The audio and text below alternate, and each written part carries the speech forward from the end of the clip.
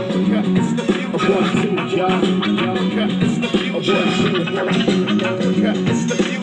ain't no future unless we build it now. There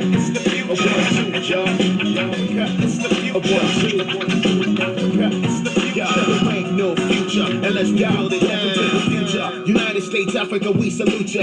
A new state of mind, I introduce ya. Close your eyes and visualize the rise of a new paradigm. Solar powered skyscrapers. Welcome to the Africa Must Unite podcast, a podcast dedicated to inspiring African people worldwide to rise up, organize, and struggle for Pan-Africanism, a unified, liberated, socialist Africa, the only permanent solution to the exploitation and oppression of African people, no matter where they happen to be born or happen to live in the world. Now please, welcome the hosts of Africa Must Unite.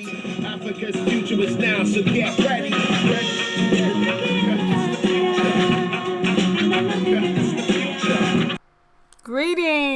Greetings. I'm Mama D.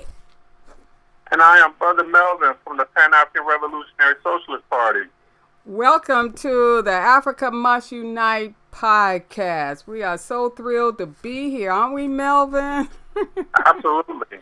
Excited to be here this Saturday morning. It should be a great podcast. Yes, and of course we are social distancing in this horrible coronavirus time, aren't we? But we're still carrying on. Absolutely.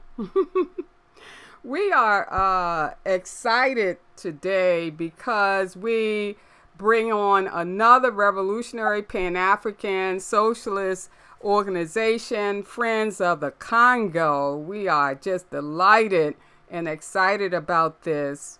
But as always, we'll start with some important dates in the month of July. Yes. And when you know, number one, July 1st, Kwame Nkrumah became the first president of Ghana in 1960. On July, how about that? Absolutely incredible.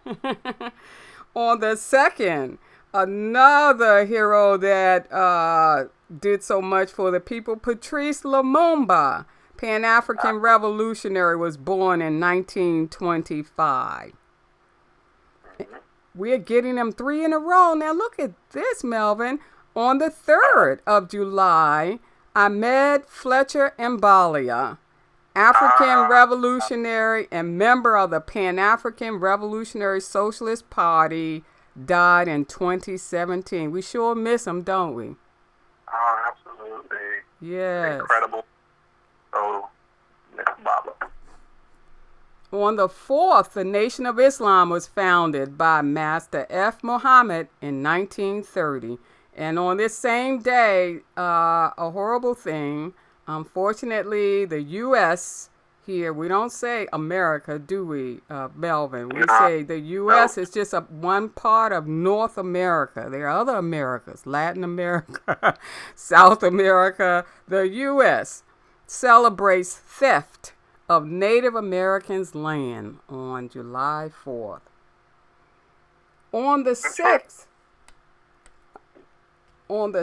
of July, Bessie Head, noted South African writer, born in 1937. On this same day, the 6th of July, Malawi Independence Day. That's beautiful, 1964. And of course, Comoros Islands off Mozambique become independent in 1975. What did Osajifo, Dr. Kwame Nkrumah, said that every part of Africa is one Africa, right? Belongs to Africa and the African people. Even the islands all around. That is true. On the 9th of July, the 14th Amendment granted sham citizenship to Africans born in the U.S. in 1868. On this same day, the 9th, Dr. Daniel Hale Williams performed the first successful open heart surgery in 1893. Can you believe it, Melvin? 1893. Wow. And on the 10th, Mary McLeod Bethune, educator and founder of Bethune-Cookman College in the U.S., was born in 1875. And I've been studying her a little more, and we don't talk about her enough. But she has a wonderful quote. She says, "We have a powerful potential in our youth, and we must have the courage to change old ideas and practices so that we may direct their power toward good ends." That's a beautiful quote, isn't it?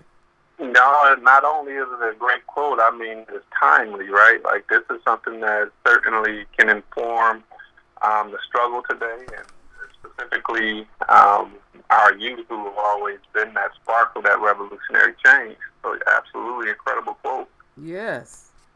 Yes. On the 11th, Niagara Movement, predecessor of NAACP, was founded in 1905. On the 12th of July, we have a lot of African inventors, whether they were in slavery or not, they were the ones doing the work. And so they came up with the inventions, This is Elijah McCoy, patented the heavy machine lubricator in 1872. That's where we get that term, the real McCoy, from, because of his inventions. People wanted to know if it was created by Elijah McCoy himself, and that's where that term, the real McCoy, comes from. That's a beautiful addition, because so many people were dealing with some fake stuff, On the 16th of July, Sada Shakur, African revolutionary, was born in 1947. And on this same date, on the 16th, Ida B. Wells was born in 1862. She said she'd rather die fighting than die like a trapped rat.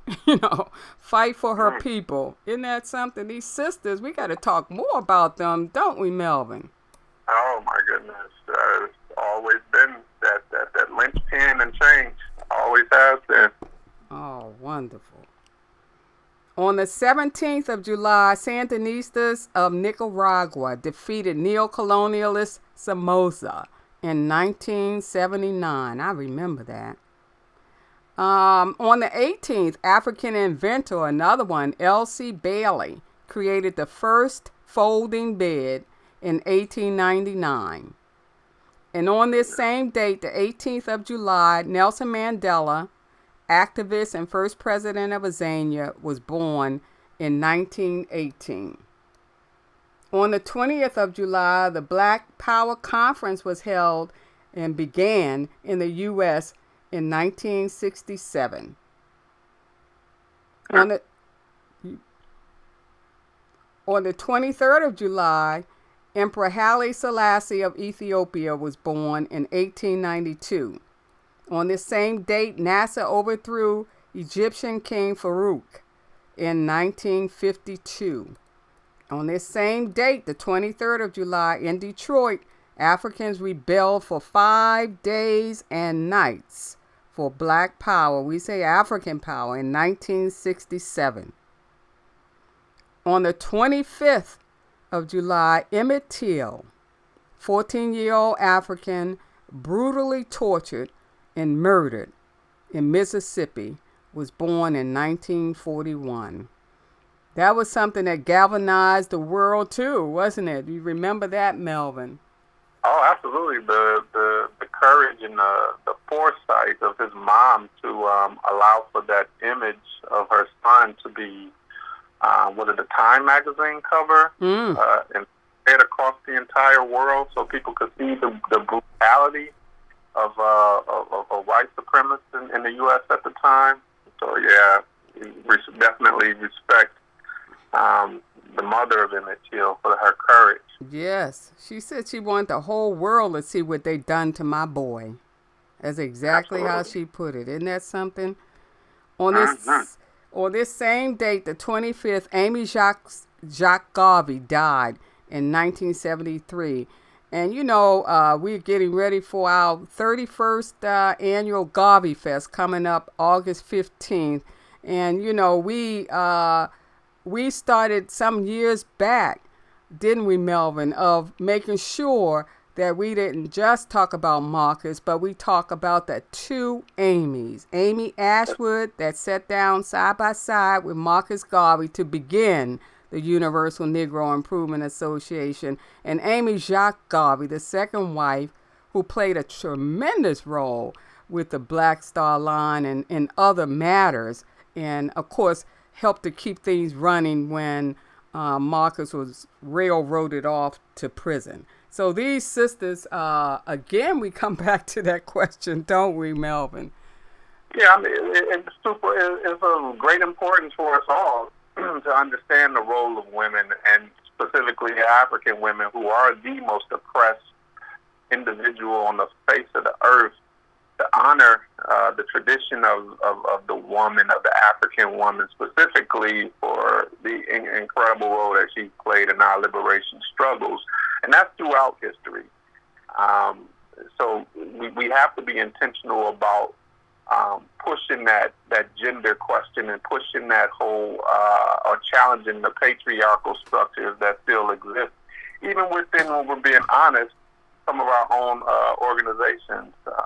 So that is one of our struggles, to make sure that we recognize the role of women, and to dispel that myth of there always being this great male hero in within our struggle throughout history. And that's a real good point that you make there. And we're going to do, as we learn and come into being and study more and all of that.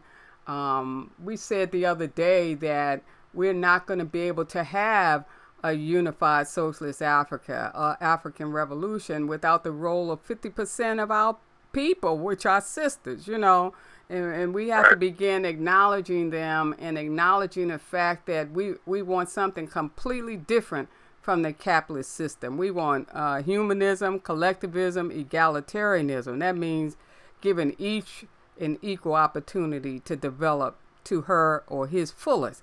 And that means sisters too. So I think we're getting closer and closer to understanding that point. On the 26th of July, Cuban forces led by Castro attacked Moncada Barracks in 1953. And, we were just a part of the ACIS movement, 15th anniversary. We're so proud to be included. But one of the things that kept being emphasized by all of us throughout the African world is the role Cuba has played in aiding Africa and African people and other oppressed people. And we should shout them out, because who else is doing that today?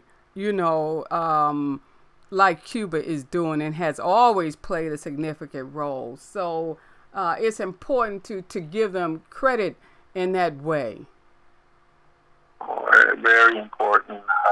Cuba forefront of some of the major natural disasters. They're first ones to send doctors to this place, to that place, to the U.S., other South American nations.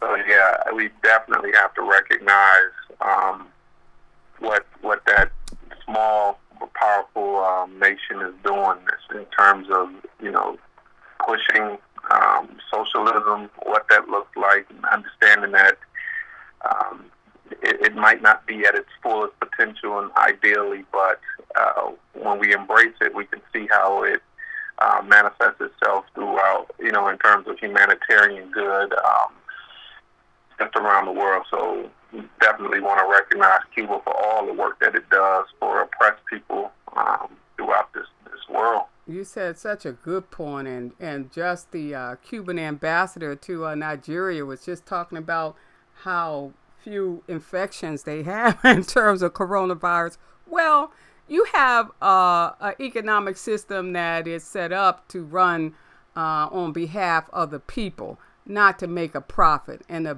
big difference between what we're seeing in the U.S. and what Cuba is witnessing.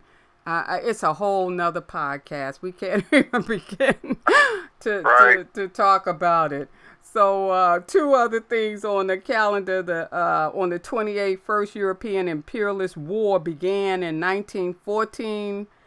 On the 30th, Ron Dellums, member of the U.S. House of Representatives, died in 2018. So those are some important dates. We skipped some dates, but as we teach our Watoto Uhuru Shule, our Children's Freedom School, that's free for all who want to come in, because we have to politically educate them from the time they're 3 years old all the way up, But we always teach them, if there's nothing on our calendar, that doesn't mean anything, because we know our people struggle each and every day.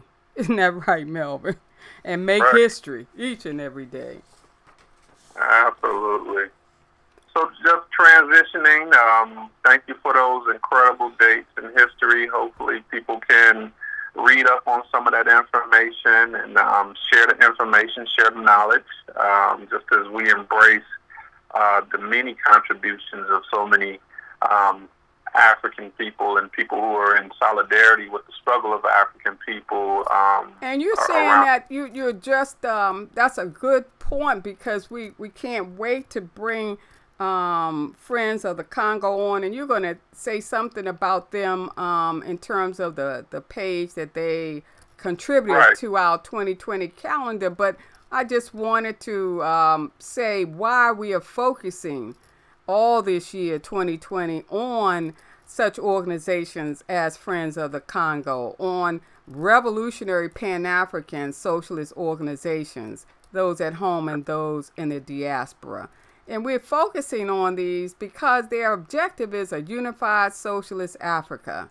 And we know, from studying Pan-Africanism, because that's all a unified socialist Africa is, Pan-Africanism, that when you have a unified Africa with all the wealth that's there, still after many, many hundreds of years of exploitation and oppression of the people and the land, it's still the richest continent in the world. And when you talk about socialism, you're talking about the wealth being used to benefit all African people, no matter where they happen to be born or to live in the world. So we believe our people should know about these organizations out there struggling to bring about a permanent solution to their exploitation and oppression.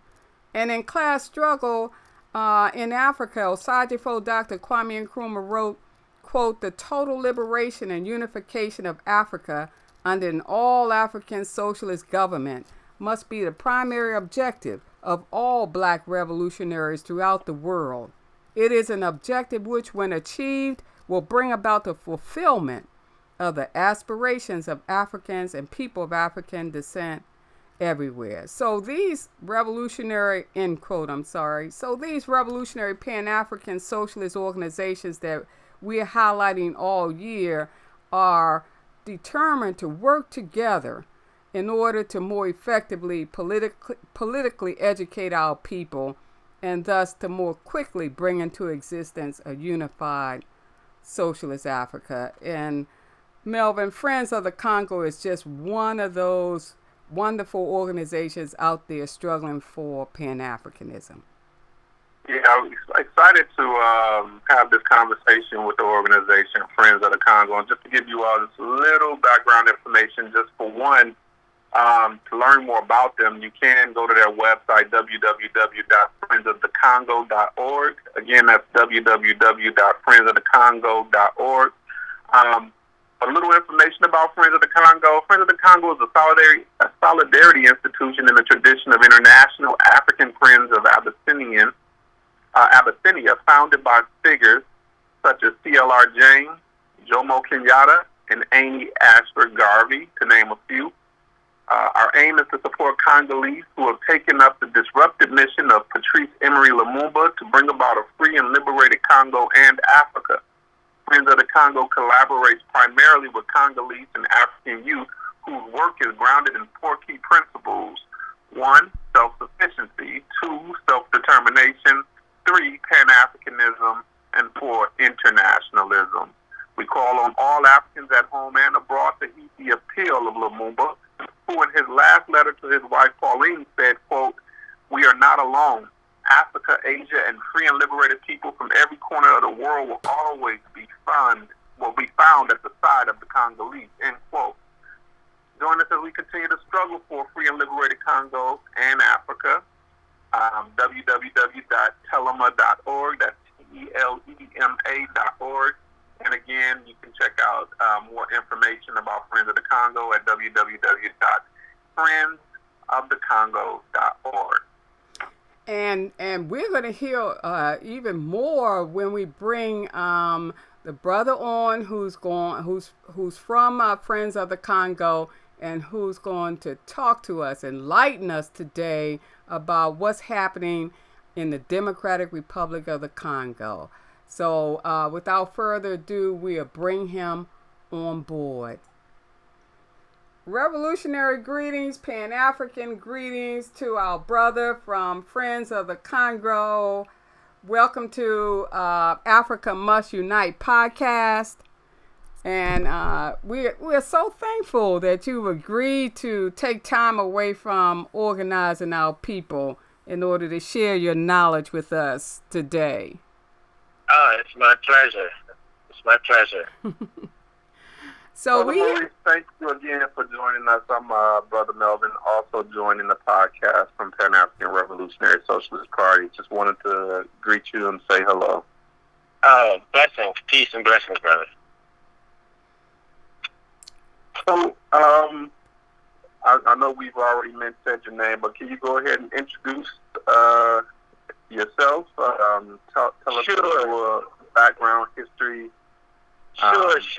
I'm one of the co-founders of Friends of the Congo. I also serve as its director at this moment. We've been engaged in struggle around peace and freedom for the Congo, and in particular in Africa in general, for the last quarter century. Wow. So we've been continuing in the tradition of our ancestors who've been fighting to rid themselves of yoke of colonialism, neocolonialism, over the past 500 years. So we are striking a blow for freedom, a blow for liberation in our moment as we are on this plane. So that's what we've been doing as an organization, Friends of the Congo, along with a number of other revolutionary groups, both at home on the continent and abroad. That's just wonderful, and that work, as you read more and more and hear this current reality of the Congo, you're just so thankful Friends of the Congo is out there, doing that kind of work. And for those who might not know so much about a little history of the Congo, can you give us some of your thoughts about that history? Sure. Well, the history goes way back. Congo is home to the oldest mathematical artifact in the world, the Shango bones, which date back around 20,000 years or so, which served as the first binary counting system in the lunar calendar. It's a country that's located in the heart of the African continent. Europeans first encountered the Congo in the late 1400s.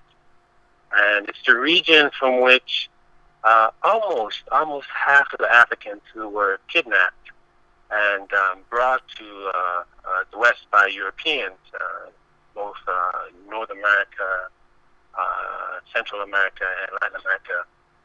The Africans that were enslaved, up to about 40% of them or so, came from the Congo region, which was a major empire, a federated state, before its encounter with the Europeans.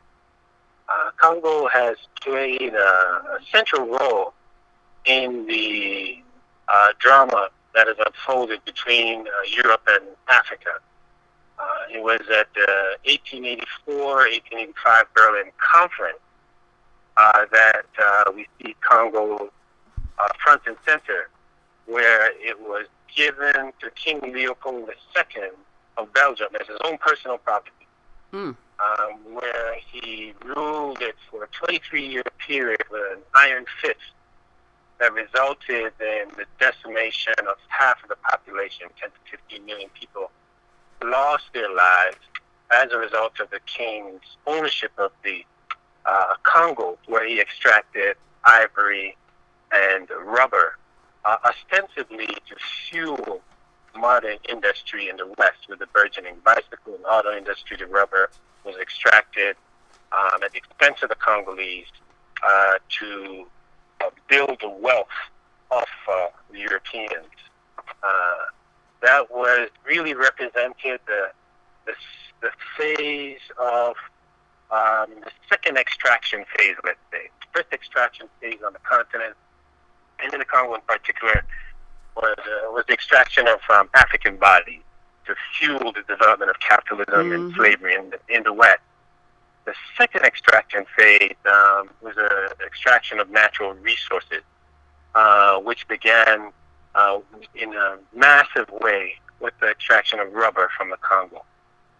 In fact, the king's rule was so outrageous that there was an international movement led by Pan-Africanists from the United States, figures like George Washington Williams. There's a major figure in the Civil War here in the United States. Was a Civil War hero. Some say he's the first African-American historian of note, who also served in the legislature in Ohio. He said what the king was doing in the Congo, King Leopold II, was tantamount to crimes against humanity. We had figures like William Shepard, who documented the atrocities that were being committed by the king, which included forced labor, their slave-like conditions, the chopping off of hands, the quota and feet if the quota of rubber was not delivered. So that outrage that took place on the part of African Americans led to an international movement, which really inspired the modern day international movement we see. And Congo was taken over by the Belgian state and ruled it as a colonial outpost from 1908 to 1960. And at the forefront of the independence movement was the African shining prince, Patrice Lumumba. Yes.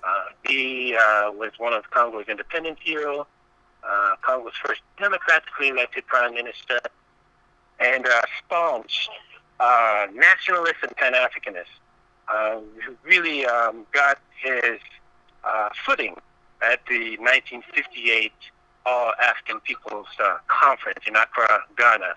That was organized by Kwame Nkrumah and our staunch Pan-Africanist brother from the Caribbean, George Padmore. So it was there that Lumumba was inspired and drew Pan-African support from the likes of Nkrumah and, of course, Sekou Touré, where they dispatched other Pan-Africanists to work with Lumumba, figures like Andre Dupin.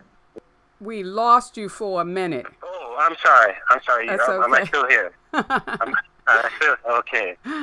So in any case, the point I'm trying to make is that the Congo struggle is a Pan-African struggle. Yes. And it's firmly ensconced in the global Pan-African fight for liberation. So when we talk about Congo, it's really emblematic for the continent as a whole.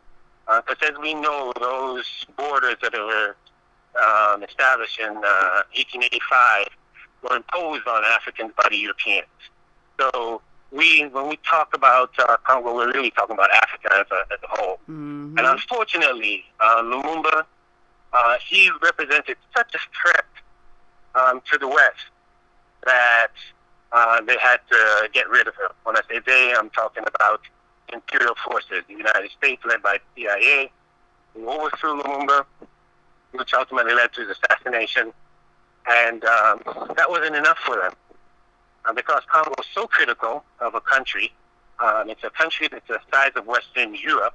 Yes. It's located in the heart of the African continent, bordered by 9 other African countries, arguably the richest country on the planet with an estimated $24 trillion worth of natural resources. In addition to that, has the agricultural capacity to feed the entire African continent, the hydro capacity to provide energy and light up all of Africa, Southern Europe, and the Middle East. So it's a vital strategic piece of real estate. So it wasn't enough for the colonialists and imperial forces to get rid of Lumumba and assassinate him, but they had to control the country. So they imposed a dictatorship on the Congolese people. A 3-decade-long dictatorship on the Congolese people.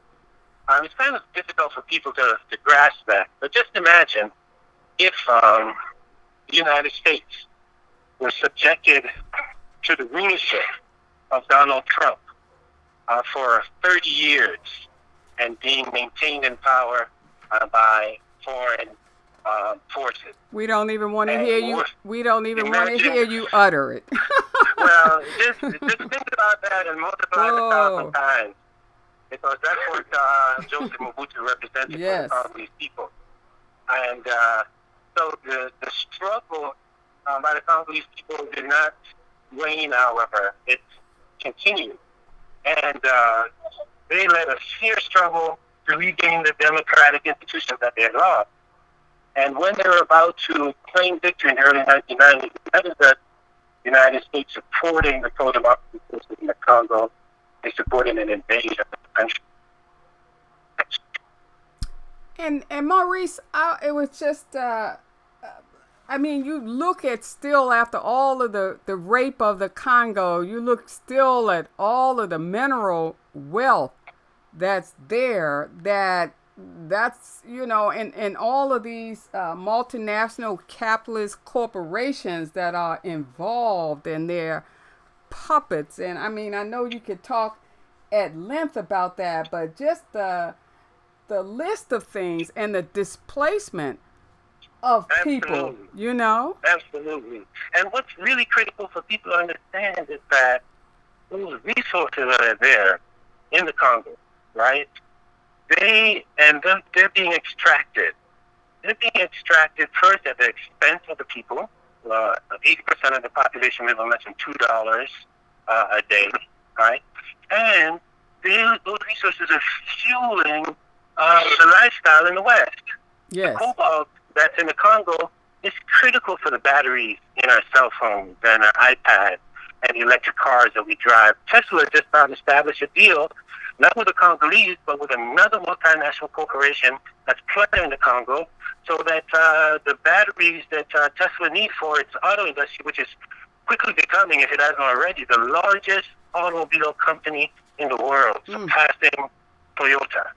However, it cannot function without the cobalt from the Congo. Congo has almost two-thirds of the world, produces two-thirds of the world's reserve of cobalt.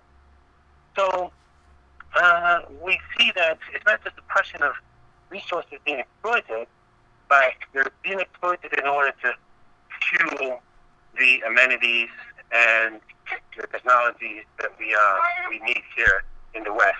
Whether it's the cobalt for the electric cars and batteries, or the coltan for the cell phones that we use, Congo is central to the modern technological industry and its resources. So that's why the huge battle is for Africans to control those resources. So imagine if we control the cobalt, if we control the coltan, if we control the Congo, we can fulfill Nkrumah's vision as he laid out in the challenge of the Congo. In Nkrumah's United States of Africa, he saw Congo serving as the industrial engine to fuel the development of Africa as a whole. Yes. So that's the relay that we are taking the baton and fighting with the Congolese, who are organizing with that vision in mind They engage with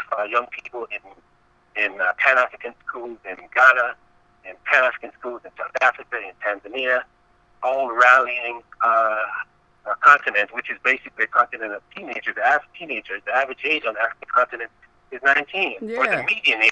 median age rather. And in the Congo itself, it's 17. So we have a continent of teenagers that we are connecting with their revolutionary lineage of liberation, lineage of self-determination.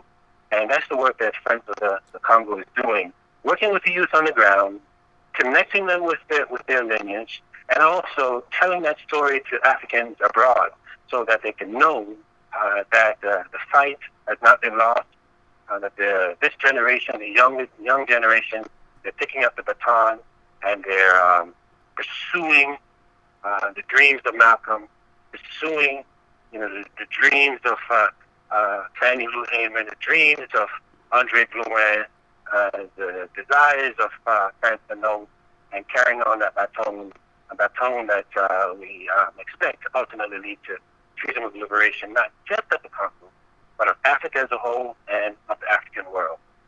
That's so beautifully stated, and what you have enlightened us on is the whole point of these podcasts this year. And as you know, Maurice, the whole point of our trying to forge relationships between our different Pan-African organizations all throughout the world, because we need that political education, especially for our youth. And we've said we can more effectively politically educate our youth, in particular by coming together as a coalition and participating as one huge group of Pan-African revolutionary socialist organizations. So, I mean, your just being here today has shown how important it is for us to link up in this way. Absolutely. And I know I'm here, and I mean, it's a pleasure for me to be on with you.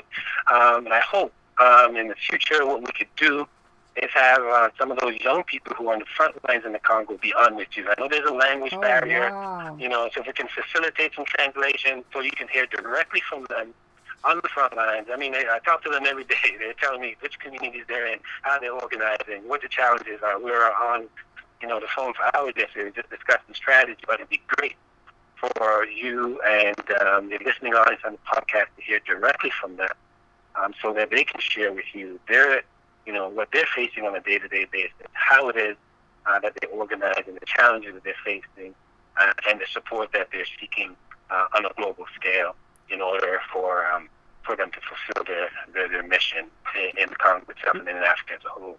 We would love that, wouldn't we, Melvin? Would be awesome. That would Incredible. be awesome. And yeah, so let's make it happen. Let's make it happen. Yes, we'll make it happen. Before we end and all of that, because you've dealt with most of what we wanted to hear.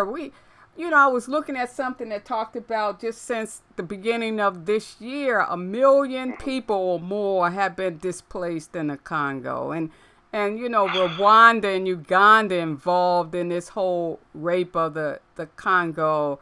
And I was just thinking about the youth, and which you mentioned, and the sisters, in terms of how the people are struggling. If you could say a word about the daily struggle in the Congo for the masses of our people. Yeah, well, over the last quarter century or so, there's been a low-intensity war of aggression against the Congo, to keep the Congo and the Central Africa region destabilized. And it's been fueled primarily by the United States and the United Kingdom, where they support proxy forces, where they support compradors, agents of neocolonialism in the region, figures like Yoweri Museveni of Uganda and Paul Kagame of Rwanda. They've committed massive crimes in the heart of the African continent, which has led to the destabilization of the region. It has led to massive displacement of the people, incredible, outrageous raping of women. Hundreds of thousands of women have been raped. Oh, wow. And behind all of this is U.S. weapons, U.S. intelligence, U.S. political and diplomatic cover for mass murders on the African continent, which they present to the rest of the world as Renaissance leaders. And when international bodies try to hold them accountable, it's not that these crimes are being committed without any effort to hold these leaders accountable. When that attempt is made by institutions like the United Nations or International Court of Justice, the U.S. runs interference to protect its coveted agents on the continent. So that's the roots of the destabilization and instability, the type of poverty that exists in the Congo. People are living in bestial conditions. It's hard for me to, marshal the words to really convey to the listening audience the depredation that exists in the country. But suffice it is to say that it exists because of the agents of neocolonialism, the leaders in the Congo, the political class that provides unfettered access to Congo's richest multinational corporations like Glencore, individuals such as Israeli Dan Gertler, who plunder the Congo and take the riches from the Congo back to Israel to assist in, occupying land in the West Bank. So it's the people are trapped in an international system that treats them as fodder for the accumulation of finance capital. It's really what's at the roots of the desperation that we see among the people, the conflict that's perpetual, and the abject poverty that people suffer on.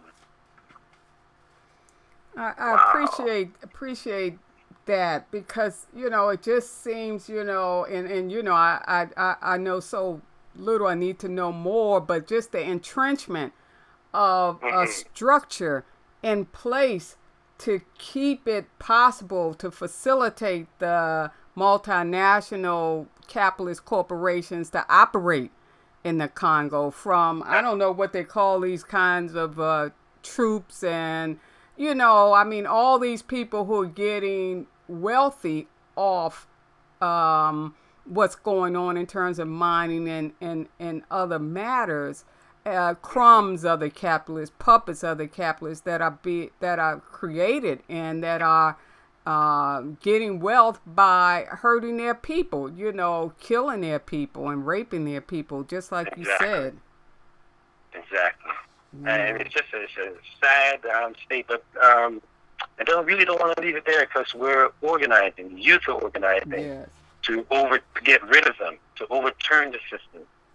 So it's every single day we're putting our hands to the wheel and strategizing, organizing, politically educating the masses. Because ultimately, it's the masses that are going to have to rise up and overturn this. And they will. And they will. And they will, absolutely. They just need the information, just like what you are conveying today. That's what they need, Maurice. And that'll help us grow and move forward and conduct this African revolution that we know needs to happen. Is there anything you could think that our audience or Pan-African Revolutionary Socialist Party can do and contribute? Any programs that your organization is involved in? That absolutely, we recommend that they go to this website, Telema, TELEMA.org. Telema, TELEMA. It's a Lingala word, which means rise up. It's a platform for the youth in the Congo. You can sign up to become part of the email list. You can make a contribution to support their work on the ground. At the very least, we encourage people to take about 10 seconds to enter your email so you can be in our database. We can keep you abreast of what's unfolding, not only in the Congo, but among revolutionary forces throughout the African continent as a whole. And again, that's TELEMA, Telema.org. Oh, that's beautiful. Thank you so much. And I mean, you've already said, hasn't he, Melvin, over and over, that last point that we had in terms of Pan-Africanism. Absolutely. So we understanding that even the struggle in Congo is connected to the struggle here in the U.S. Absolutely. I think Malcolm said it best. He said in 1964, the meeting at the Organization of African American Unity, he said that if you think you got to get Mississippi straight before you get the Congo straight, you'll never get Mississippi straight. So you made the connection that the struggle in Mississippi is the same struggle in the Congo, same system. Every year, on July 2nd, we commemorate the birthdays of Patrice Lumumba and Medgar Evers. Both of them were born on July 2nd, 1925. Both of them were giants for the liberation and the struggle for the liberation of the African people in Mississippi, in the Congo, and throughout the globe. Wow, that's so important. I mean, what you just said shows us just if we think about it, it's coming. A unified socialist Africa, what that will mean for African people worldwide. That's what you've been focused on today, and we really, really appreciate it, don't we, Melvin? It was such an incredible lesson. We could sit here all day and listen and learn, so we certainly appreciate that. Thank you both so much. Really appreciate you providing us with a platform to share the work that we're doing. Thank you, Maurice. We want to take you up on that whole point of bringing the youth at some point and sharing their knowledge with us and with the Africa Must Unite audience. That will be absolutely fantastic. Absolutely. Let's make it happen. Yes. Let's make it happen. Thank you so much. All right now. Take care now. Have a blessed day. Oh, that was really, really informative. I learned a lot.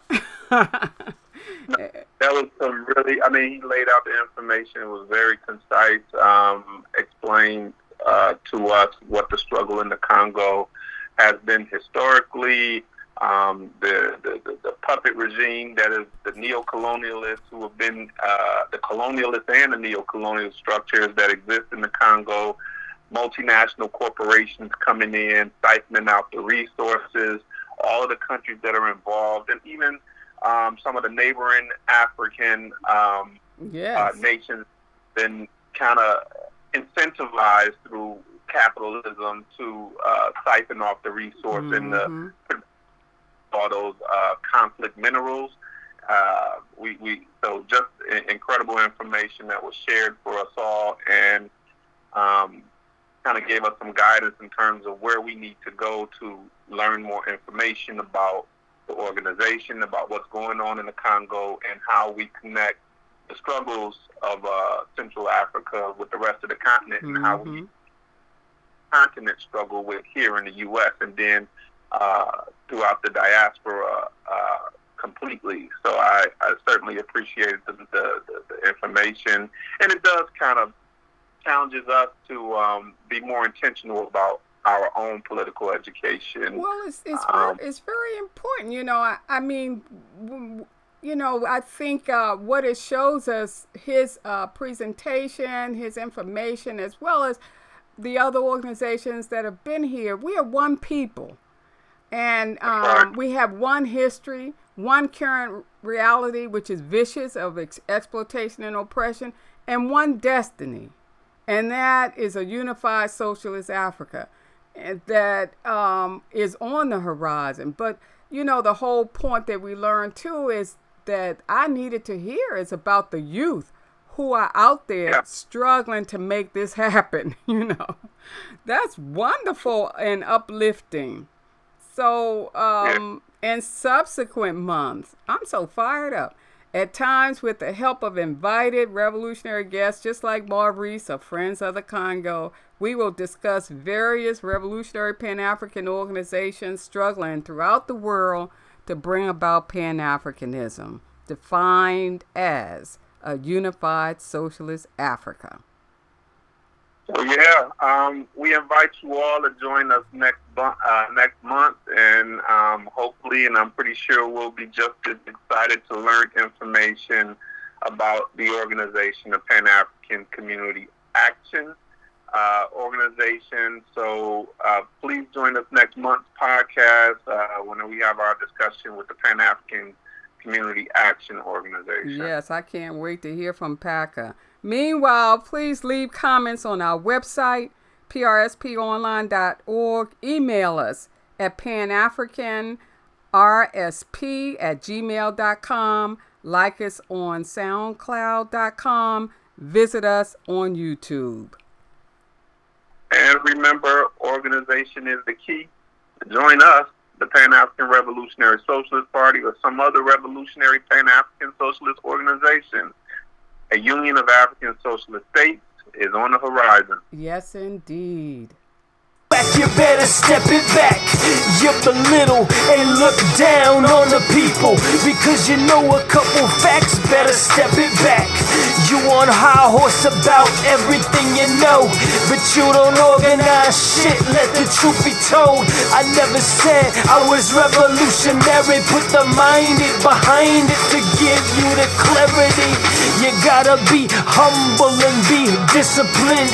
You gotta talk way less than you listening.